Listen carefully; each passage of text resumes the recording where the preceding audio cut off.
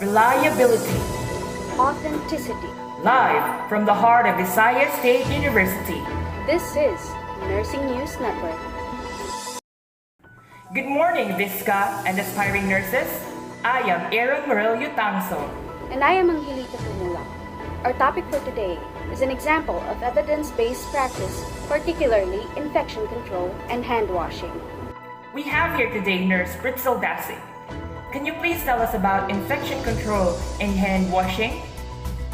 Thank you so much, Nurse Aaron. First off, infection control is the process of preventing harmful microorganisms from spreading between two people. In this case, infection control in the hospital is preventing the spread of these microorganisms between patient to patient or patient to healthcare workers and vice versa. Now, one of the factors that may increase or decrease the risk of infection is the hand hygiene. In the Indian Journal of Medical Research, Martha P. 2011 states that the hands of the healthcare workers are commonly colonized with pathogens that can survive for a long periods of time. On the average, skin sheds approximately 1 million epithelial cells that contain viable microorganisms that can contaminate the objects that are in the immediate environment of the patient or the client. The Center of Disease Control in 2010 reported an approximate of 99,000 deaths that are induced by healthcare-associated infections or the HAIs. According to AORN, hand washing decontaminates the hands and reduces the risk of transmission of the HAIs. So that would be all for the infection control and the hand washing. Back to you guys. Thank you, Nurse Dasig.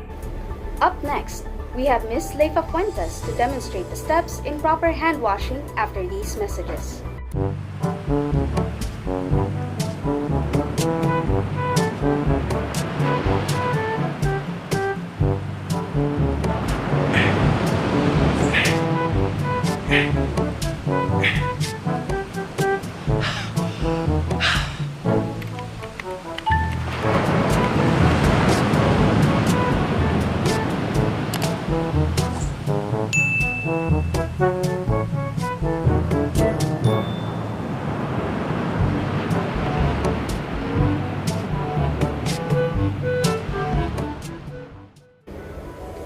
Welcome back to Nursing News. Here is Ms. Fuentes with a demonstration.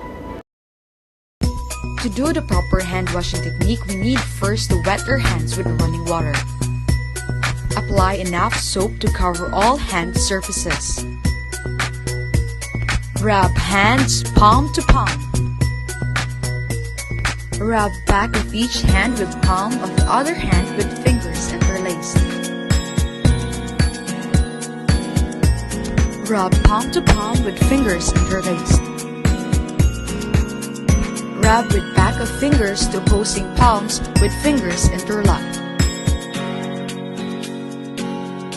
Rub each thumb clasp in opposite hand using a rotational movement.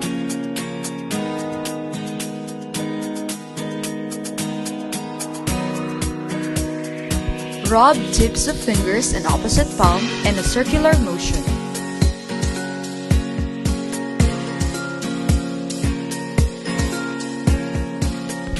Rinse hands with running water.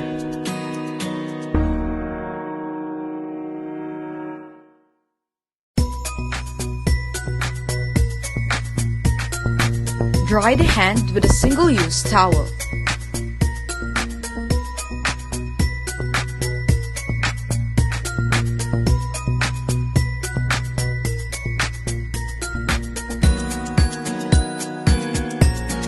Turn off the faucet using the tissue, and then don't forget to properly dispose your used towel and tissue. Thank you! Thank you, Ms. Fuentes. Now we'll go to Ms. Jacim Torres for the rationale of the steps. Yes, Mr. Tangso. Hand hygiene is an important means of controlling and preventing the transmission of microorganisms.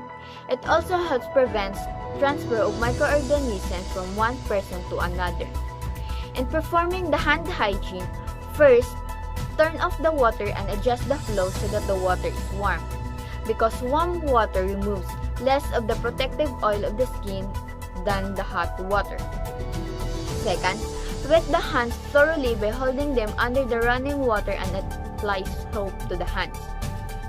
Hold the hand lower than the elbow so that the water flows from the arm to the fingertips.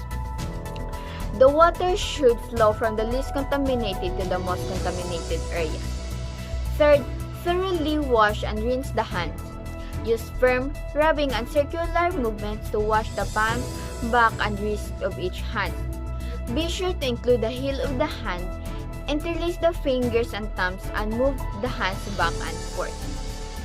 The circular action creates friction that helps remove microorganisms mechanically. Interlacing the fingers and thumbs clean the interdigital spaces. Rub the fingertips against the palm of the opposite hand, since the nails and fingertips are commonly missed during the hygiene. Then rinse the hands and thoroughly pat dry the hands and arms. Moist skin becomes chapped readily as does dry skin that is vigorously, since strapping produces lesions. And discard the paper towel in the appropriate container. Lastly, turn off the water. In turning off the water, use a paper towel to grasp a hand-operated control. This prevents the nurse from picking up microorganisms from the faucet handle. That's it for the rationale. Back to you, Mr. Tanso. Thank you, Ms. Jacinth Torres. Nurse Belmonte, can you please tell us about the ethical, moral, or legal foundations of hand washing and infection control? Thank you for having me. The American Nurses Association's Code of Ethics for Nurses, with interpretive statement, states that the nurse's primary commitment is to the patient, and that the nurse promotes, advocates for, and strives to protect the health, safety, and rights of the client. Hand hygiene has been emphasized as one of the most crucial practices in the field of healthcare. Failure to comply by the healthcare workers is an important ethical issue. It is an age-old problem that is still being faced in the modern healthcare services. According to Bosick, Marja, and Macri 2008, healthcare professionals have the duty to avoid harm to patients, which, in the case of the HCAI, can be avoided through the proper hand hygiene practices. Failure of compliance in this poses a great threat to the patient or the client, which in severe cases can even result to death. This is where legality comes in. Failure to comply, proper hand washing endangers not only the life of the client or patient, but also of the healthcare worker. In cases that result to the death of the client or patient, can be used to threaten the integrity of not only the healthcare worker, but also of the institution which he or she is employed in. This is considered as negligence or malpractice. Thank you, Nurse Belmonte. This is Angelita Tumulak bringing you the latest from NNN. Thank you, Ms. Angelita. And that was our topic for today. This is Nursing News Network, bringing you the hottest and latest news of the day. Stay tuned next week for more authentic and reliable information. Again, good day.